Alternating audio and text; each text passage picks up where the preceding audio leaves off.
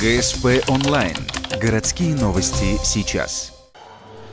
Воскресенье, 12:00. Универсальный спортивный комплекс. Стартует День фитнеса. 8 мастер-классов для взрослых: боди-арт, стретчинг, йога, стрип и другие.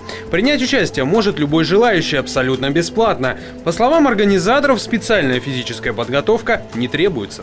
Сейчас, на данный момент, мы построили все программы таким образом, чтобы посетили все желающие нас, люди с любым уровнем подготовки, для того, чтобы они могли прийти сюда и сделать. Поэтому мастер-классы мы сделали довольно-таки короткие, по 30-40 минут.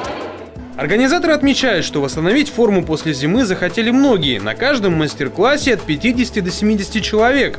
Облегченная программа на проверку оказалась не так уж проста. Новичкам пришлось туго. Участникам с опытом было полегче, но и здесь есть свои нюансы. Мне кажется, самое трудное – это выработать выносливость. И самое такое упражнение – это, конечно, бёрпи. Для детей подготовили отдельную программу по детскому фитнесу, хореографии, йоге, танцам и кроссфиту. Взрослые спортсмены признают, что детям легче справляться с нагрузками. Благодаря своей гибкости девочки лучше выполняют многие элементы. Организаторы Дня фитнеса уверены, что это событие увеличит интерес горожан к здоровому образу жизни. Тем более, что День фитнеса в Ухте не последний. В следующий раз любители спорта соберутся уже в апреле.